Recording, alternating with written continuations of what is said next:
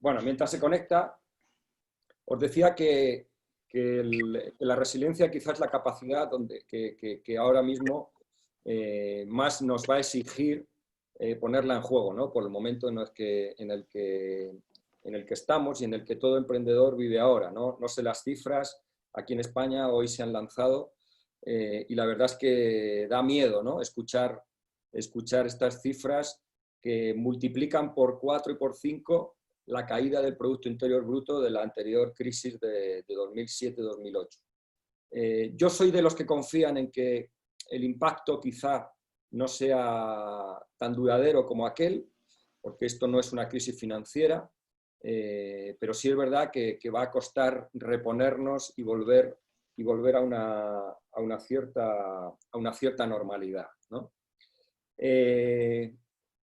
A ver, veo a Jesús que está intentando. Luis, tú puedes, yo no sé si tienes el acceso. Pablo, ya pueden.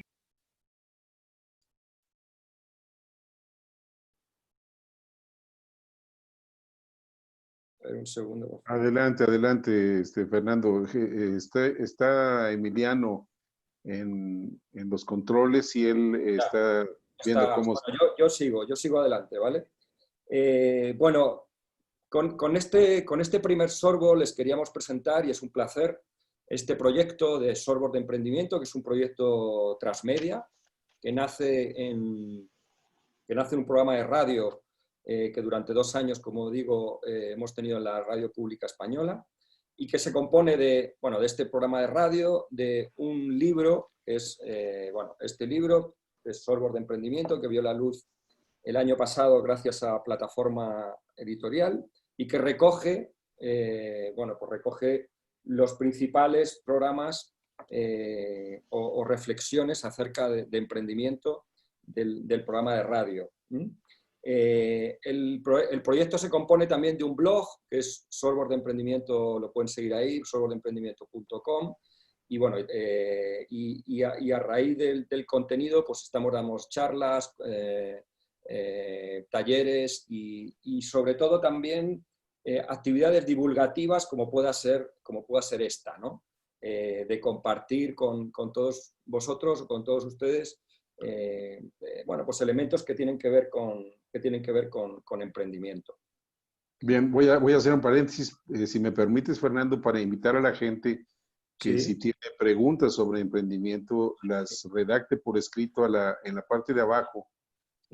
Hay 3 puntos, ahí dice más, y ahí hay un chat en donde puede escribir cualquier pregunta, y al término de la sesión podemos leerlas y ventilarlas y hablarlas para todos. Lo primero.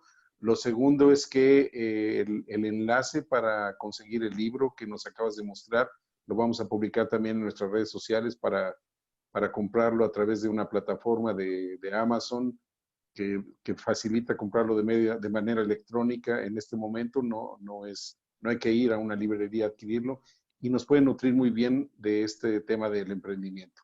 Y yo te haría una pregunta, Fernando. ¿Hay edad para emprender? Bueno, edad, siempre que uno tenga la osadía y el uso de la razón para hacer cualquier actividad, ¿no? Es decir, evidentemente, si me estás preguntando la edad por arriba, es decir, un límite de edad, yo te diría que no, ¿no? Y esto se ha puesto de manifiesto, hay cada vez más estudios que vienen a decir que a partir de cierta edad, incluso las personas podemos desarrollar una serie de capacidades, y tenemos, lejos de pensar que estamos más limitados, hay fortalezas que uno tiene a partir de cierta edad y que quizá no tiene cuando uno es más joven, ¿no? Es decir, una visión más holística de la realidad, un conocimiento más profundo de uno mismo, una capacidad de asociar ideas, un sentido de la autoridad, etcétera, etcétera, que uno adquiere, que evidentemente dependen de la experiencia, ¿no? Entonces, a mayor experiencia, pues quizá uno tiene unas fortalezas que no tienes cuando eres más joven. Estoy viendo que está Jesús intentando entrar. Jesús, pero no, tiene dificultad. Bueno, me comenta por WhatsApp que le disculpe, pero creo que se ha ido el acceso a Internet en la oficina donde él está y lamentablemente no sé si se va a poder incorporar. Bueno, yo sigo lanzando ideas, si os parece. ¿Qué tiene de particular este proyecto de software de emprendimiento? Bueno, queríamos darle una visión, digamos, más humanística. Quiere decir,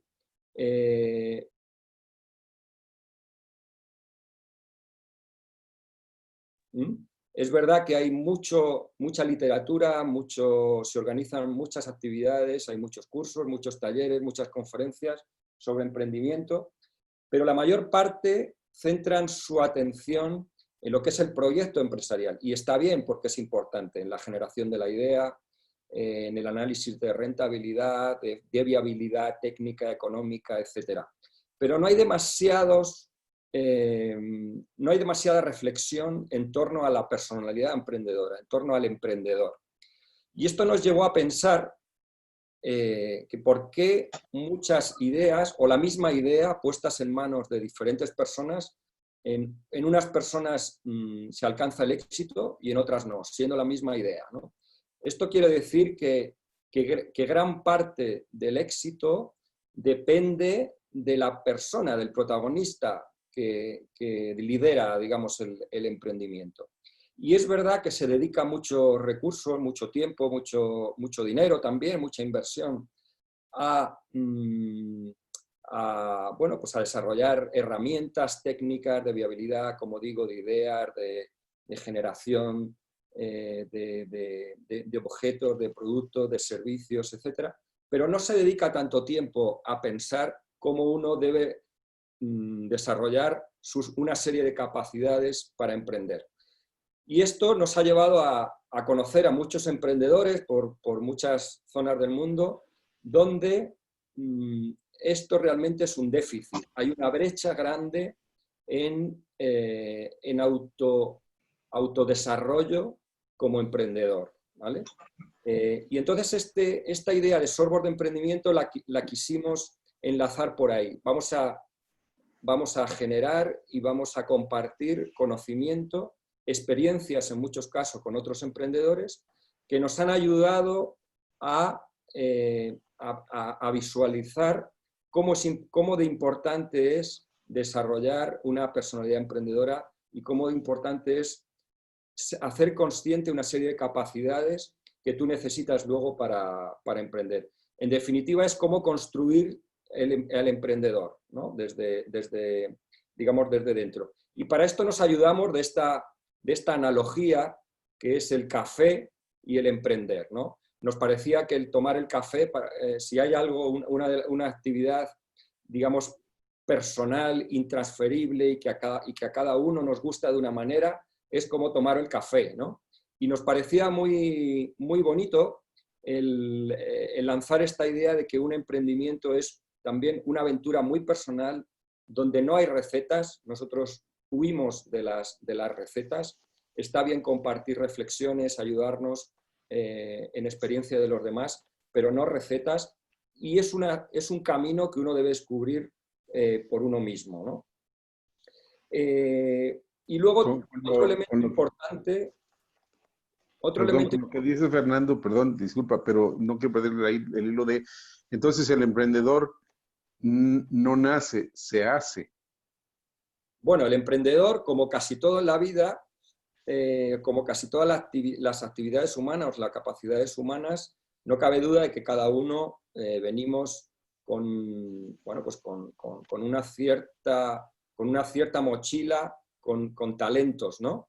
Pero cada vez los estudios, tanto desde el punto de vista neurológico, antropológico, psicológico, etcétera, vienen a decir que es mucho más determinante la educación que, digamos, el acopio innato de talento que uno trae al nacer. Esto quiere decir que es mucho más importante el desarrollar estas capacidades y que se pueden desarrollar, ¿vale? Que se pueden desarrollar y que están al alcance también de la mano. A algunas personas costará más, a otros menos, pero sin duda es así. Yo siempre pongo, cuando me hacen esta pregunta, Luis, siempre pongo el ejemplo de un golfista americano del siglo XIX, Sim, que él se enfadaba mucho cuando en las ruedas de prensa le decían que tenía un swing muy natural. Y él decía que de natural nada, que eso eran horas, horas y horas y horas de entrenamiento hasta que le sangraban las manos, ¿no? Entonces, él creo que es un ejemplo muy ilustrativo de cómo el talento innato, el talento natural, es mucho menos importante de lo que podemos pensar, ¿no? Y de ahí que todas estas capacidades sean educables. Evidentemente, hay que saber educarlas también. Todo tiene su metodología y uno puede crecer, por ejemplo, en comunicar mejor, en negociar mejor, en ser más creativo, en ser mejor líder, etcétera, etcétera. Estas soft skills creo que tienen un recorrido muy grande también dentro de cada uno, ¿no? Lo importante es hacerlo consciente y realmente creernos que esto puede llegar a ser así. Correcto. No sé si hay alguna pregunta más. Bueno, yo sigo avanzando. Adelante, por favor. Bueno, decía que en este proyecto habíamos cogido un poco la analogía, habíamos tomado la analogía del café y el emprendimiento. También por experiencia personal, porque en cafeterías hemos tenido, Jesús y yo, tantas conversaciones con tantos emprendedores donde hemos intercambiado experiencias de todo tipo. Hay un autor australiano, que es un antropólogo, Ray Odelson, que él habla de los terceros lugares en contraposición con los primeros lugares y segundos lugares. El primer lugar lo asocia a la casa, digamos al hogar, donde hoy estamos confinados todos. Los segundos lugares él los asocia a los lugares de trabajo, las oficinas, las empresas, etcétera. Y él habla de terceros lugares como espacios comunes, donde pueden ser los parques, donde pueden ser las bibliotecas, donde pueden ser espacios no normalizados, y ahí incluye como un elemento, como un lugar muy propicio, por ejemplo, para la creatividad, como son las cafeterías. Y él aboga porque se deberían de promover actividades dentro de estos terceros lugares, porque está demostrado que fomentan el contacto personal, te sacan digamos, de la formalidad y del contexto de la zona digamos, más normalizada de lo que es una oficina o un lugar de trabajo, y te llevan a un lugar donde, digamos, se caen una serie de normatividades, y esto propicia el intercambio. Nosotros esto lo hemos constatado, el hecho de que muchos negocios, y hemos hecho alguna investigación, nacen en el ámbito de las cafeterías. Y un ejemplo muy elocuente de ellos es la Bolsa de Nueva York, que en la Bolsa de Nueva York nace en un espacio donde era una cafetería. Incluso se asoció luego el lugar físico, y es así. La británica Lois, por ejemplo, nace también en torno a una conversación de café, en el entorno de una cafetería. Y nos parecía importante un elemento más para encontrar esta analogía del café y del emprendimiento, ¿no? De los sorbos de emprendimiento. Y lo último que quería decir, digamos, como enfoque de este proyecto nuestro, que es un poco la manera nuestra de entender el emprendimiento, y es entenderlo no tanto como un fin en sí mismo, sino como un medio para alcanzar otra cosa, ¿no? Es decir, uno cuando piensa en hacer o en desarrollar una actividad, la puede acometer desde estos dos puntos de vista, ¿no? Y creo que muchos emprendimientos fracasados tienen que ver con entender el emprendimiento simplemente como un fin en sí mismo. Yo creo que el emprendimiento es un medio que te lleva hacia donde todos queremos ir, que es a ser felices. Y esta visión y este diferente enfoque, en el fondo, cambia muchas cosas de planteamiento, ¿no? Porque te hace ver el emprendimiento como, digamos, como no un fin en sí mismo que no agota. te lleva a un lugar y no te pierde de vista aquello que es yo creo que para lo que todos vivimos, ¿no? Que es para disfrutar, para ser felices, también para tener un modo de vida, ¿no? Pero creo que, bueno, pues este enfoque para nosotros también es importante. Bueno, llegados aquí, porque no quiero comer más tiempo, simplemente les voy a lanzar los 5 bloques y esto nos va a permitir reflexionar sobre algunos aspectos que tienen que ver ya con emprendimiento, ¿no? Nosotros hemos dividido esta capacidad o estas capacidades emprendedoras en 5 bloques que entendemos que son esenciales a la hora de construir una personalidad emprendedora. El primero de ellos tiene que ver con la pasión. La pasión. Creo que sin pasión es difícil cualquier actividad humana y sin pasión es difícil acometer cualquier tipo de emprendimiento. Esto exige un conocimiento de uno mismo también, de lo que a uno le gusta, lo que a uno no le gusta, lo que a uno le llena, no le llena, le satisface, no le satisface, realmente le hace feliz o no le hace feliz. También es verdad que la pasión debe tener un punto de racionalidad, es decir, no todo emprendimiento se puede conducir desde la emocionalidad y tiene que haber un equilibrio entre emocionalidad y racionalidad, ¿no? Pero el elemento de la pasión como motor que te mueve hacia una actividad creo que es fundamental dentro de una actividad emprendedora, ¿no? El segundo elemento es la visión. La visión, entendida no como un ejercicio digamos, de un vidente, ¿no? Sino como una mirada diferente hacia las cosas que hacemos. Es decir, una capacidad de mirar con otros ojos la realidad. Yo siempre pongo en mis alumnos el ejemplo de los ojos de las vacas. Les gusta mucho, ¿no? Porque las vacas sabéis que tienen unos ojos muy esféricos que te permiten un ángulo de visión mucho más amplio que el ángulo de visión que tiene un humano, ¿no? Que tenemos nosotros. Y esto nos lleva a decir que el emprendedor debe estar y vivir siempre con unos ojos bien abiertos de todo lo que pasa alrededor para percibir dónde están las oportunidades para emprender, ¿no? Porque en definitiva todo emprendimiento nace de una oportunidad, de una necesidad que hay en el mercado y siempre que esté conectado con una necesidad, las posibilidades de éxito van a ser mucho mayores. El problema de muchos emprendedores es que no descansan su producto, su servicio realmente en una necesidad. Y si esto no es así, luego tienes que empujar el producto al mercado, no sé si con comunicación, con marketing, con publicidad, etcétera, con un riesgo de que realmente no conecte con el cliente, ¿no? O con el potencial cliente. Yo siempre divido los productos o los servicios, digamos, en producto aspirina y producto vitamina, ¿no? El producto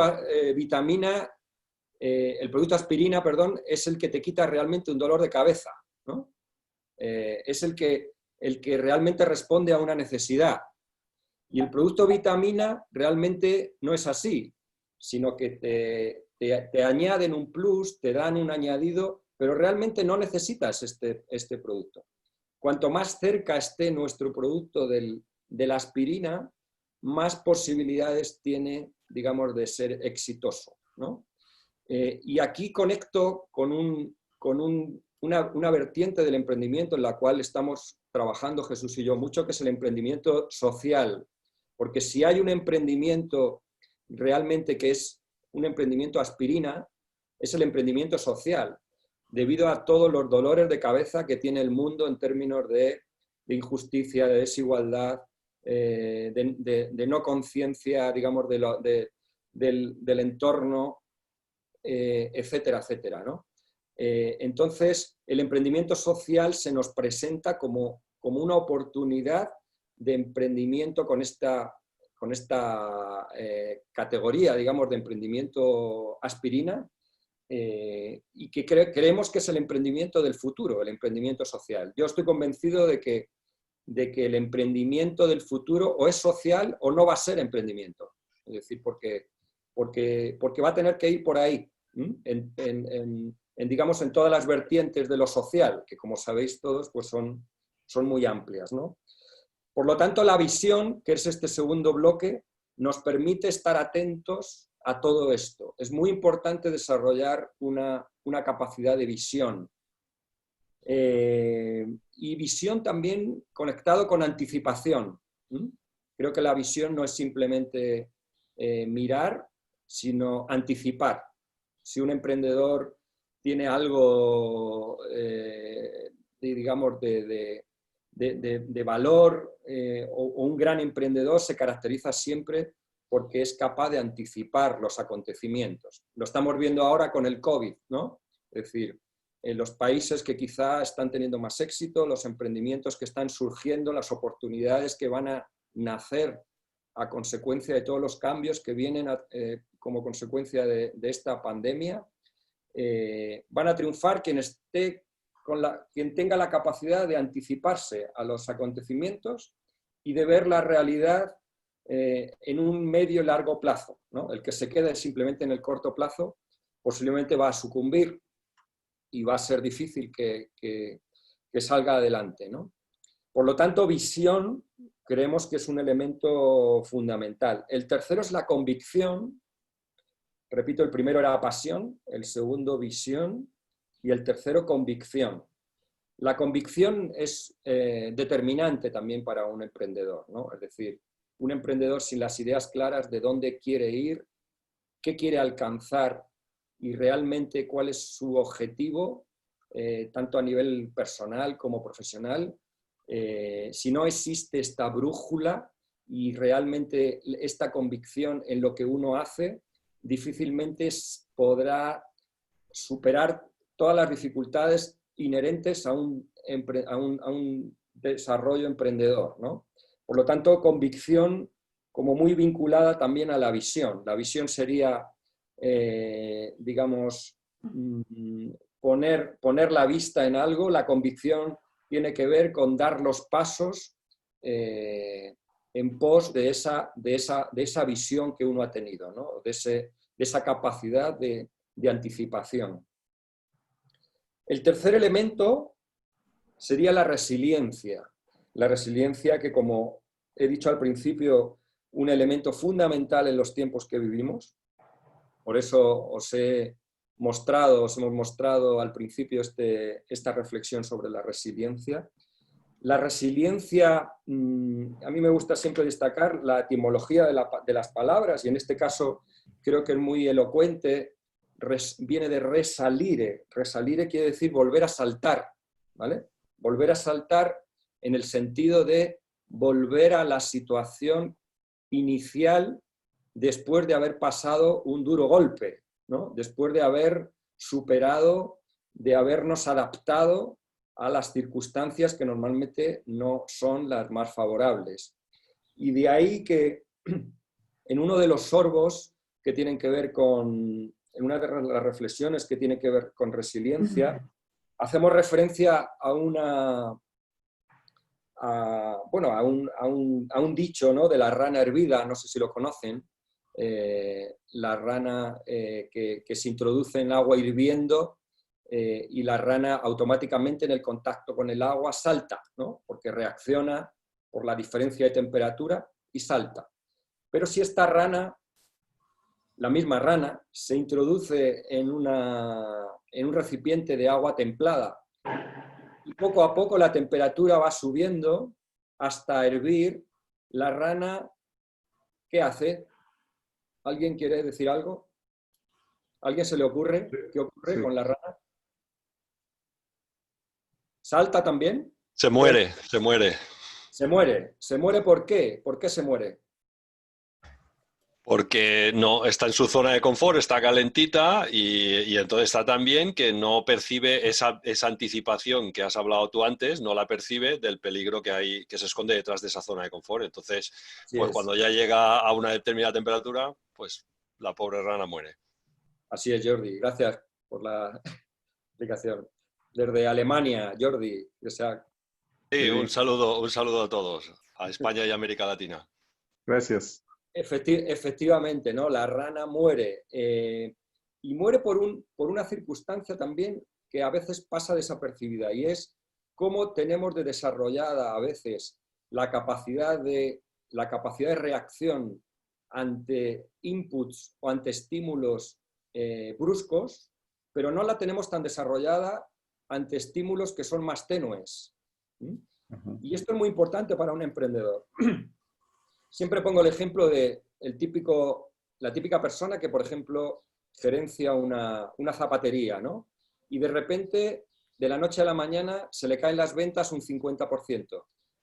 Evidentemente, esta persona enseguida va a reaccionar, porque algo ha pasado, algo ha sucedido, que de repente se le ha caído prácticamente el 50% del negocio. Va a tomar medidas inmediatamente, se va a poner a pensar. Pero ¿qué ocurre, en cambio, si un día las ventas caen simplemente un 3%? Pues él va a decir que, bueno, un 3% quizás simplemente ha sido porque ha llovido el día anterior o por cualquier circunstancia que ha sido una casualidad, ¿no? El hecho de que no merece la pena ponerse a pensar por un 3%. Y al día siguiente cae un 2%.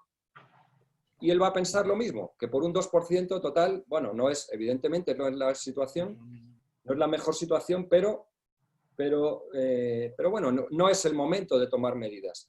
Si esto sucede durante varios días, puede dar lugar a perder el 50% de la facturación, pero a diferencia del primer caso, no ha reaccionado a tiempo, no ha sabido o no ha querido o simplemente no se ha sentido interpelado para tomar medidas desde el primer día en que notó esa caída tenue de las ventas. Bueno, pues esto es como la rana, ¿no? Al final muere. Es más fácil que sobreviva aquel que, cayéndole el 50% el primer día, reacciona, que no el que aguanta y el que simplemente deja pasar el tiempo con una caída paulatina de 2-3%, que cuando quiere reaccionar quizás es demasiado tarde, ¿no? Por lo tanto, esto es un elemento también que tiene que ver con la resiliencia. Hay que desarrollar la resiliencia no solo para los grandes impactos, sino también para los insignificantes, porque incluso son más traicioneros. Los cambios imperceptibles son más traicioneros. Lo vemos incluso en las relaciones personales. Nos sucede con personas. Cuando alguien nos hace algo gordo, enseguida reaccionamos.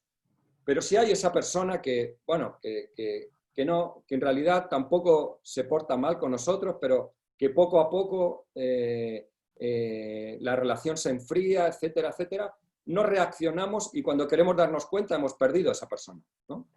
Entonces, creo que es una situación también bien análoga. Bueno, y por último, el último de los bloques en los cuales nosotros dividimos la personalidad emprendedora es la integridad. Creo que los valores, la ética de una persona, creo que debe impregnar cualquier actividad humana, y en el caso del emprendimiento, pues también, ¿no? En alguno de los sorbos, nosotros hay alguno que lo titulamos el mal tiene mejor marketing que el bien, que yo creo que es una reflexión que a todos nos impacta. Solo las águilas soportan las alturas, que tiene que ver también con un aspecto de la integridad en el cual sucumben algunos emprendedores, que es morir de éxito, ¿no? Es decir, a veces es más difícil digamos, gestionar el fracaso que gestionar el éxito. Nosotros hemos conocido a muchos emprendedores que no han sabido gestionar el éxito y que han caído también, ¿vale? Entonces creo que eso es importante. Y luego hay un aspecto que tiene que ver también con la integridad, que es el famoso win-win. Yo creo que si uno quiere proyectar su negocio, su emprendimiento en un espacio temporal de medio o largo plazo, creo que debe sustentarse en relaciones sólidas, relaciones donde no haya un perjuicio para todo aquel que se acerca a nosotros, ¿no? Hay un dicho que a mí siempre me ha llamado la atención, ¿no? Que es que uno nunca vuelve al sitio donde le han hecho daño.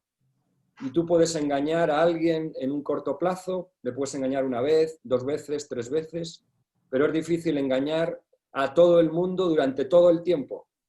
Entonces, creo que si verdaderamente entendemos el emprendimiento, como he dicho al principio, no en un fin en sí mismo, sino en un medio para alcanzar un estilo de vida, una realización personal y profesional, esto nos proyecta hacia una dimensión de la actividad de un medio o largo plazo, ¿no? Y esto solo se sostiene cuando realmente tú eres capaz de generar confianza en los demás y relaciones, digamos, sanas en el medio y en el largo plazo, ¿no? Y bueno, esto es un poco, no sé si me he ido de la media hora que teníamos, más o menos, bueno, sí, está encajado más o menos, ¿no, Luis, en tiempo? Está perfecto, está sin problema, tenemos el tiempo que nos quieres hacer el favor de dedicarnos. Y yo creo que surgen temas, por ejemplo, a propósito de lo que dices, hay términos que de repente las personas de tercera edad entendemos diferente o no entendemos. En el ecosistema emprendedor, ahora se dice que para emprender hay que preguntar qué duele. Y yo digo, cuando la primera vez que lo escuché, yo decía, bueno, ¿cómo que qué duele? O sea, a mí no me duele nada, ¿no? Entonces, no es que duele, lo que se quiere decir es dónde están las áreas de oportunidad. Ahora me sucedió que visité un clúster, que ahora le llaman clúster, bueno, y yo empecé a ver los módulos que yo mismo conocía de hace 30 años, estas estaciones de trabajo, una tras otra, con módulos prefabricados ahí, la gente trabajando. Y cuando llegué a este sitio, pregunté, ¿y cuántas estaciones de trabajo tienen? Y me dijeron, no son estaciones de trabajo, son coworking. Ya. Yo digo, bueno, estamos haciendo lo mismo que antes hacíamos presentaciones, hoy la gente hace pitches, pero en el fondo estamos hablando de que estamos haciendo algo, si no es exactamente lo mismo, es algo muy similar. Y el lenguaje de repente nos distancia de eso, nos pone como si estuviéramos a años luz, como que ya no encajamos. Y en la tercera edad tenemos que ver que, por eso te hice la pregunta de que cuál era la edad para emprender, porque no hay edad para emprender. Todas las edades son para emprender. La edad que tú tienes hoy es la edad para emprender, o la edad para... Puede uno ponerse a hacer ejercicio. ¿Cuál es la edad para hacer ejercicio? Pues la que tienes hoy. Si no lo has hecho antes, es la que tienes hoy. O para aprender a tocar un instrumento musical. ¿Cuál es la edad correcta? Pues la que tienes hoy, si es la decisión que estás tomando, ¿no? Pero hablando de la gente de la tercera edad y de la inspiración que puede tener la gente de la tercera edad, ¿en dónde la encuentra? ¿Por qué sí podemos tener esas áreas de oportunidad y encontrarlas para hacer propuestas de valor? Bueno, de todo lo que me dices, que evidentemente estoy de acuerdo contigo, yo creo que hay una palabra que es clave, un término que es clave, que es la actitud, ¿no? Es decir, creo que la actitud es la que nos define también como individuos y nos define como emprendedores. Yo siempre digo que uno lleva al emprendimiento lo que es como persona, es decir, uno no es, yo por lo menos lo entiendo así, mi profesión, mi actividad.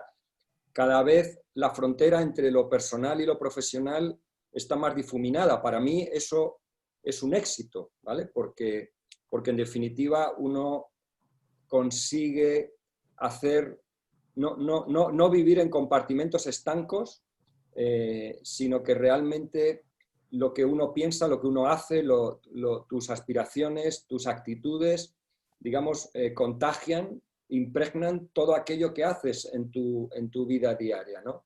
Por lo tanto, yo creo que es actitud. Si uno y esto conecta mucho con la edad. Es decir, una persona que no tenga una actitud positiva, optimista, proactiva, difícilmente va a ir al campo del emprendimiento y de repente se va a poner la capa de Superman y va a ser el gran héroe del emprendimiento con todas estas capacidades y con todas estas actitudes. No, no. O sea, uno lleva al emprendimiento lo que es como persona, ¿no? Entonces, por eso creo que la actitud es fundamental. Y en el caso de la edad, si me apuras, hasta más todavía, ¿no? ¿Por qué? Porque ya no es ya no es lo que buscas en el emprendimiento, que yo entiendo que quizá una persona, voy a poner una cifra, ¿no? De 70 años, como yo me he encontrado el año pasado en el premio de Más 50 Emprende en España para senior, evidentemente lo que una persona busca a los 70 años no es lo que una persona busca a los 30, por pura lógica, ¿vale? Por pura lógica. Pero ¿qué es lo que les conecta? ¿Qué es lo que les une? La actitud y entender el emprendimiento no tanto como un fin en sí mismo, sino como un medio para llegar a eso que sí pueden compartir, ¿vale? Que es, en definitiva, que es ser feliz, ¿no? Porque tú lo que quieres es esa realización personal, profesional, que realmente te acomode el desplegar tus talentos, tus capacidades al servicio de unos fines o de unos objetivos. Y eso, en realidad, yo entiendo así un poco la felicidad, ¿no? El retorno emocional que procura un emprendimiento tiene que ver con que esté conectado tus capacidades, tus talentos con objetivos, ¿no? Con unos valores también. Entonces, y eso no tiene edad, por supuesto que no tiene edad.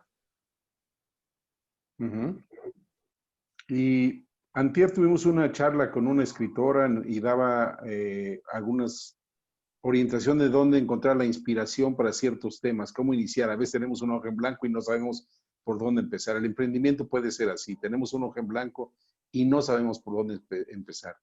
Y la pregunta, Fernando, es ¿cuál podría ser nuestra fuente de inspiración o cuáles nuestras fuentes de inspiración? ¿En dónde podemos encontrar ese dolor que tenemos que identificar para volverlo un área de oportunidad? Comprar esa idea, volverla área de oportunidad, darle una solución y presentar al mercado algo que sea útil. Pues yo creo que, bueno, ahora no iba a decir salir de casa y mirar, ¿no? Ahora no lo podemos hacer. No, en los paseos virtuales nada más.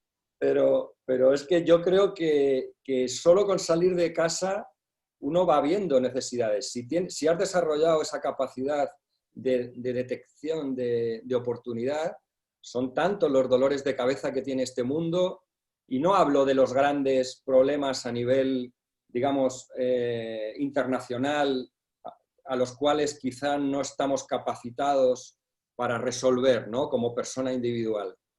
Pero es que puede ser simplemente la recogida de la basura de tu calle, o puede ser simplemente que hay en algún pueblo que sabes que hay una necesidad de una tienda de barrio que ha desaparecido y están desabastecidos de fruta. No sé, son tantos la cuestión es realmente desarrollar esa capacidad de ver oportunidades, ¿no? Y eso se desarrolla con el tiempo, evidentemente.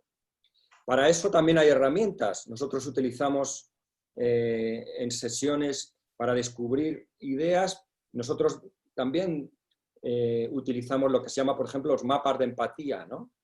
Los mapas de empatía que vienen a ser, oye, yo detecto o visualizo o creo visualizar una necesidad que tiene un público objetivo y profundizo a ver cómo piensa este público, qué hace, qué le duele realmente, con quién se conecta, cuáles son sus valores, etcétera, etcétera, etcétera. El problema es que hemos llegado a una sociedad también tan egocéntrica que pensamos que lo que a nosotros nos gusta, nos satisface, la visión nuestra es la que luego hay que imponer al resto. Y esto no es así. Creo que hay muchos emprendimientos que fracasan simplemente porque tratamos de llevar nuestra visión al resto, imponerla, y esto no es así. Esto es como cuando piensas en hacer un regalo a una persona, a un amigo o una amiga, y en vez de pensar en lo que le gusta a él, piensas en lo que me gusta a mí, ¿no? Es decir, tendré que pensar en lo que realmente le puede gustar a la otra persona, ¿no? Y si le gustan las flores, comprarle flores. A lo mejor yo odio las flores, pero si a ella persona le gustan las flores, lo mejor que puedo hacer es comprar flores, ¿no? Sí, claro. Sí, claro, por A supuesto. veces no salimos de, digamos, de esta visión egocéntrica, ¿no? De pensar realmente que nosotros tenemos la capacidad de ver todo y solo lo que nosotros atisbamos es lo que damos validez simplemente a lo que nosotros visualizamos, ¿no? Y es un error grande. Y yo creo también, Fernando, que esta inspiración que podemos conseguir es a partir de participar en este tipo de charlas, el encontrar fuentes de inspiración en otras personas que están con la misma inquietud y necesidad que nosotros. No somos los únicos en el planeta, no estamos inventando el hilo negro, aunque la búsqueda es esa, pero hay muchas maneras de hacer las cosas y de hacerlas para bien y para bien de muchos. Tiene uno que ser creativo y doy dos ejemplos. El primero es de una cadena de hamburguesas que recién se puso en México. Y esta cadena de hamburguesas, en esta situación de aislamiento, manda a domicilio, entrega a domicilio. Pero ¿cuál es su diferenciador?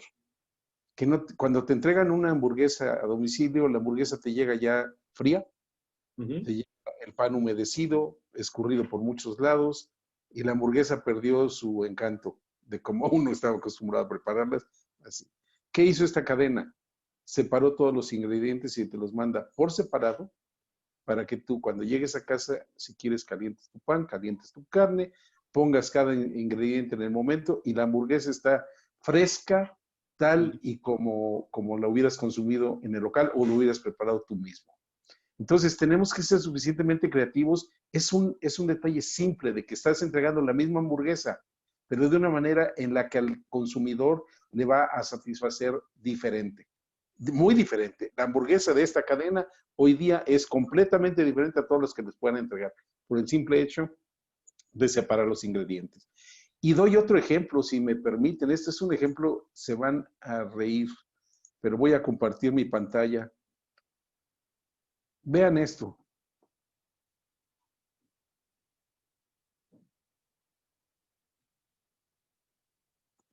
Una forma en la que, ¿sí lo alcanzan a ver, Fernando? Sí. Estaría dispuesto a apoyar.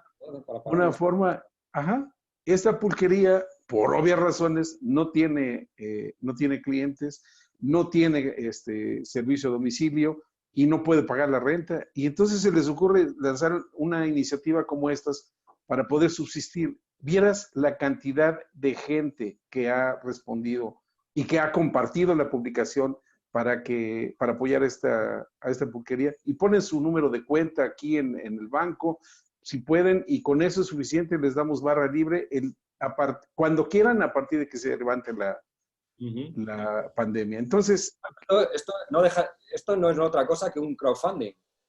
Sí, claro. Crowdfunding, que en español es, o en castellano. Bueno, se utiliza el término crowdfunding, todo el mundo utiliza el... Sí, es el hacerse de recursos, el allegarse recursos en un momento en el que se requiere que en una situación de crisis, que se requiere que alguien apoye para que uno subsista en el tiempo. Mira, ahora yo creo que con este momento también de la pandemia, yo creo que van a surgir muchas oportunidades también. Mira, hoy me llamaba, os pongo también un ejemplo y no desvelo ningún secreto, ¿no? Hoy me llamaba una persona que me decía, oye, mira, hemos desarrollado con un diseñador, fijaos qué tontería, ¿no? Es una fundita para meter en el mango del grifo, de los grifos, para que los niños lleven al colegio para no tocar el grifo del lavabo, del baño, ¿no? Es decir, fijaos qué cosa tan simple, tan sencillo y qué buena idea. No sé si al final lo harán, no lo harán, pero es muy buena idea porque cada niño lleva su fundita de látex que simplemente lo que hace es meterla en el grifo del lavabo y no tocan, o sea, no tienen el riesgo de tocar. Y a la vez tienen el prototipo, lo han diseñado de tal manera que permite también el abrir una puerta, como si fuera un tapón de la Coca-Cola, abrir una puerta sin tocar el pomo de la puerta. ¿Vale? Bueno, pues quizá eso que puede costar, ¿qué puede costar?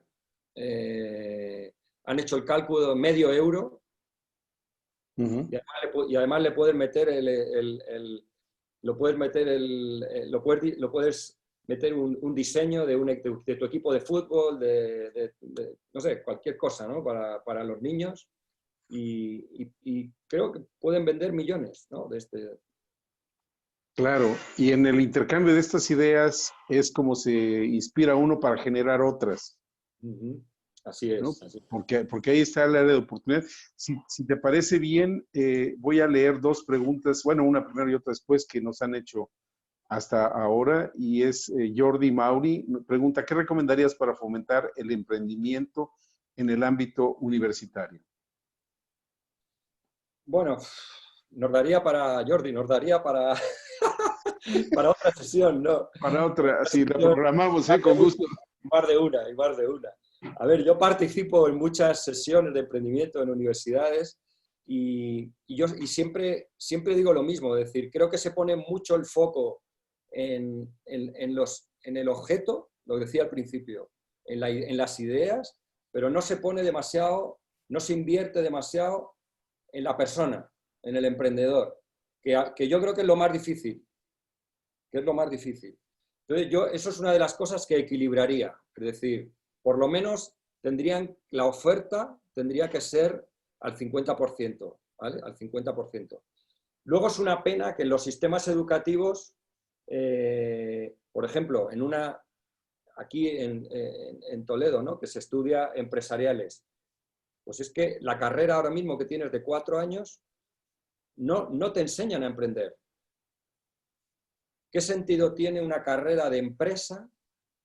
Porque ya, bueno, si me dijeras de otras carreras, bueno, todavía lo puedes justificar en algo, pero ¿qué sentido tiene que en una carrera de empresa no haya unas asignaturas troncales que tengan que ver con cómo desarrollar tu capacidad emprendedora o cómo emprender? O sea, ¿cómo puede haber en una carrera de empresariales, por ejemplo, 0 horas para desarrollar creatividad?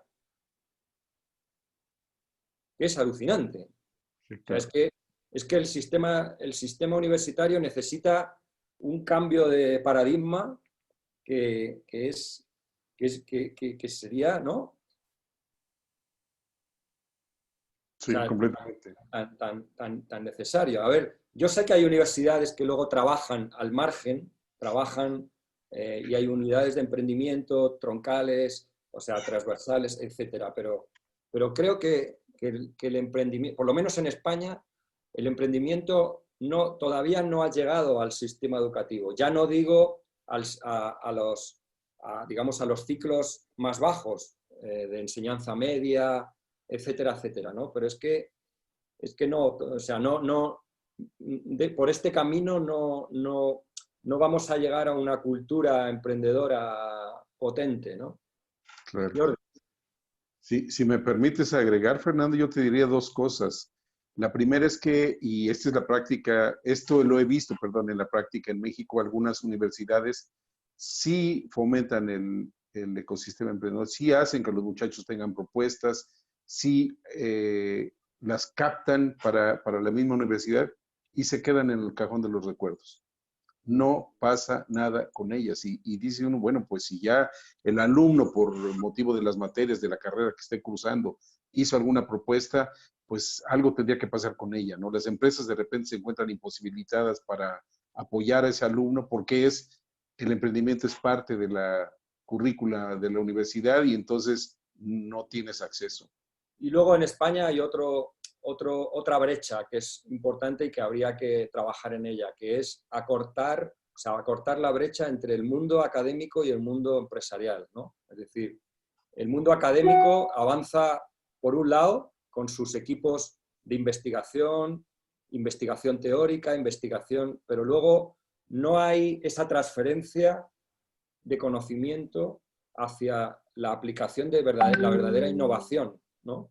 Entonces, mientras no haya puentes entre esos dos mundos, el académico y el profesional, el empresarial, difícilmente va a haber, digamos, ese trasvase de conocimiento. Yo tengo muchos amigos profesores de universidad que dedican horas y años a investigar sobre determinadas cuestiones y se quedan luego en un cajón, porque eso no se aplica nunca a nada. Entonces, creo que está habiendo una pérdida de recurso muy, muy grande por ahí, ¿no? Entonces, es una pena que esto suceda también. Sí, y la segunda cosa que quería aportar a propósito de la pregunta de Jordi es que estos estudiantes, porque habla del ámbito universitario, pueden incrementar su conocimiento a través de la experiencia de los mayores de los que se rodean. Y aquí me refiero más a la familia, porque nosotros en algún momento fuimos emprendedores y no lo sabíamos, no lo supimos y tuvimos una experiencia, tuvimos caídas, tuvimos tropiezos, tuvimos fracasos durísimos, pero también tuvimos éxitos. Y eso sumado a la al interés, al entusiasmo, a la cantidad de energía que tiene el universitario, puede ser, y es, más bien dicho, una alianza virtuosa. Absolutamente. Bueno, ahí me das pie a sacar otro tema que nos daría para mucho también, que es la brecha intergeneracional, ¿no?, que hay. Yo creo que también se podría trabajar mucho en unir, digamos, la experiencia de personas que ya han pasado por experiencias emprendedoras con el conocimiento que pueden sacar los jóvenes recién titulados de la universidad y que por supuesto tienen otras fortalezas diferentes, otra visión del mundo, otra manera de entender las cosas. Creo que la riqueza que podría suponer aunar estos dos universos, por así decirlo, creo que sería también muy importante. En España hay algunas entidades que han intentado hacer esto. El Banco de Santander, creo que hace 3 años, lanzó una idea de un contrato de trabajo para las empresas donde estuviera a 50% repartido entre una persona, o sea, un mismo puesto estuviera ocupado por una persona joven y luego un mentor, digamos, que tuviera la experiencia de ese mismo puesto, que hubiera trabajado años en ese mismo puesto y que ayudara a esta persona joven a evolucionar más rápido, ¿no?, y a hacerse con las capacidades de una manera más veloz y a superar pruebas o dificultades que uno tiene y que tiene que resolver por sí mismo, y que, joder, si tiene a alguien al lado que ha pasado por esa experiencia, pues sería clave, ¿no? Pero realmente este tipo de fórmulas luego no cuajan, no sé por qué, pero no se apuesta por ello, ¿no? Totalmente de acuerdo, sí, claro. Y tenemos otra pregunta de Isao. Es momento, por cierto, a la audiencia, si tiene alguna pregunta, de escribirla, y hay un chat, se puede escribir y las leemos abiertamente. Y la pregunta que tengo de Isao es: ¿algún consejo para alguien que tiene la inquietud de emprender, si hasta el momento ha trabajado en una compañía? ¿Por dónde recomienda empezar? Bueno, una de las fortalezas o muchos emprendedores tienen es que precisamente han adquirido experiencia en un formato de trabajo por cuenta ajena, porque no cabe duda que el trabajar dentro de una empresa como trabajador te permite adquirir una serie de conocimientos que luego te pueden servir a la hora de emprender, ¿no? Es decir, hay una especialización que uno adquiere dentro de un equipo de trabajo, por así decirlo, ¿no? Y Y yo realmente cada vez conozco más a personas que después de años habiendo trabajado en empresas, se deciden a emprender, porque llegan al punto donde han adquirido ya un conocimiento, una competencia técnica sobre una materia, y digamos que la estructura el esquema del trabajo por cuenta ajena, digamos, ya no les permite seguir avanzando en esa competencia, o simplemente, bueno, todos sabemos que el trabajo por cuenta ajena, digamos que te encasilla y te resulta complicado, es como una pequeña cárcel, ¿no? Es difícil salirte del esquema, digamos, más aún si es una gran organización donde tú eres una pieza que tienes que encajar dentro de un edificio más grande, ¿no? Entonces, cada vez conozco más personas que, como digo, se han salido de ese esquema y han aprovechado toda la experiencia, digamos, del trabajo por cuenta ajena, con lo cual creo que es un itinerario muy recomendable, incluso para personas, sobre todo para jóvenes que tienen decidido emprender. Yo no descartaría el hecho de pasar unos años por una empresa, adquirir todo ese conocimiento, y después ponerlo en marcha ya con un proyecto propio. Claro, claro, por supuesto. Y pueden identificar adentro de la empresa esas áreas de oportunidad, incluso ya sea para beneficio de la empresa o para beneficio de un proyecto propio. Bueno, y no solo eso, sino que te permite ampliar tu radio de contactos, de gente, de clientes, de proveedores, te permite conocer la competencia, te permite conocer el producto, te permite, o sea, es como un ensayo, ¿no? Unos años que tú dices, bueno, yo voy a introducirme aquí como un caballo de Troya, voy a sacar todo el jugo, y eso creo que no significa tampoco engañar a la empresa, ni ningún tipo de deslealtad a la empresa, simplemente tú adquieres una experiencia que luego te sirve para montar tu proyecto, ¿no? Sí, completamente de acuerdo. Sibila nos hace una observación, un comentario, es que así como la educación sigue siendo sumamente tradicional, también hay muchos universitarios que salen al mundo esperando insertarse en esa empresa tradicional, no con la idea de realizar un emprendimiento.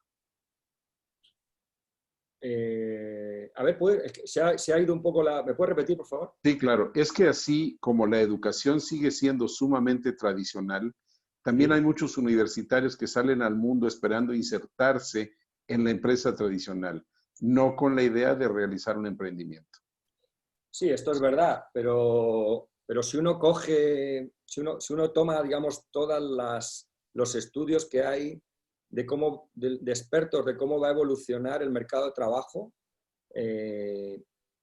apuntan al mismo lado, y es decir, el trabajo fijo de toda la vida en una empresa, con el típico contrato indefinido, etcétera, es una especie a extinguir, como fueron los dinosaurios. O sea, entonces, creo que el mercado de trabajo evoluciona hacia un sistema, digamos, atomizado, donde uno se construye su propio y se diseña su propio trabajo, su propio proyecto, y lo ofrece a otras compañías, a otros clientes, a otras empresas, ¿no? Creo que el mercado de trabajo evoluciona, queramos o no, nos guste o no, hacia una especie de híbrido entre lo laboral y lo mercantil. De hecho, hay fórmulas ya de autónomos, por ejemplo, en España ya existe el trabajo de autónomo dependiente o independiente, es decir, donde ya no eres trabajador de la empresa, tú eres autónomo, pero sigues trabajando para una empresa, pero desde la óptica o desde la figura jurídica del personal independiente, ¿no? O sea, del autónomo. Esto hasta ahora era como un sacrilegio dentro del mercado de trabajo. y todavía, bueno, en este campo todavía hay mucho que debatir, ¿no? Es decir, no hay unificada un criterio respecto a eso, porque claro, las personas que entienden el mercado de trabajo como muy garantista para el trabajador, esto es verdad que puede implicar la renuncia a determinados derechos sociales, ¿no? Pero creo que el mercado de trabajo evoluciona hacia eso. Entonces, hoy en día ponerte el objetivo de un trabajo fijo para toda la vida, que entras con 20 años y cuando cumple los 65 son los mismos compañeros los que te hacen la misma fiesta de, digamos, de jubilación, creo que eso es, como digo, de la época de los dinosaurios. Sí, y yo Es veo utópico, que es utópico. en esta situación que vivimos, donde se pierden empleos, se cierran empresas, se cierran comercios, la búsqueda de un trabajo va a estar determinada por la oferta que haya. La oferta va a ser poca, la búsqueda de empleo va a ser mucha, la mano de obra disponible va a ser mucha, y entonces yo siento que muchas de las personas vamos a tener que ver obligadas a emprender. No se diga si compite por el mismo puesto un joven de 30 años con un adulto de 60, pues la competencia es como en desventaja del adulto mayor. Normalmente se prefiere al joven por la energía y eso, que al adulto mayor. Entonces habrá mucha gente al término de esta pandemia, mucha gente saliendo a la calle a buscar un empleo que perdió por la situación y que ante la falta de oportunidades se vean la necesidad de emprender.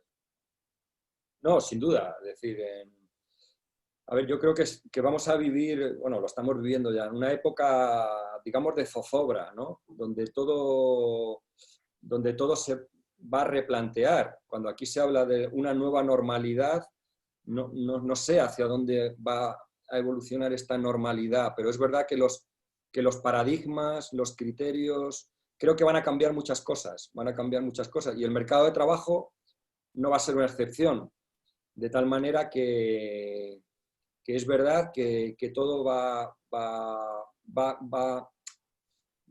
a parecer como que todo se derrumba, ¿no? Pero bueno, quizá ahí también está la oportunidad. Lo que yo sí tengo claro es que el nuevo mercado de trabajo se va a construir sobre este modelo que digamos, de que cada uno se diseña su propio trabajo como un trabajo de autor, ¿no? Es decir, creo que evolucionamos hacia eso, porque luego si mira las estadísticas, cada vez más nos dicen que el 60 al 70% de los trabajos que hay ahora van a desaparecer en 10 años, por ejemplo, y al revés, va a haber miles de necesidades que hoy en día ni se piensan, de oportunidades que hoy en día ni se visualizan. Por lo tanto, ya no vamos a depender tanto, o no deberíamos depender tanto de los esquemas tradicionales de carrera profesional, de que uno dedica tantos años a estudiar una disciplina, luego hace unas prácticas, luego desemboca a un mercado de trabajo donde va a desarrollar esos conocimientos. Es que todo va a evolucionar tan rápido que lo que estudias hoy es posible que no te valga ya dentro de 10 años, o dentro de 8, o dentro de 5.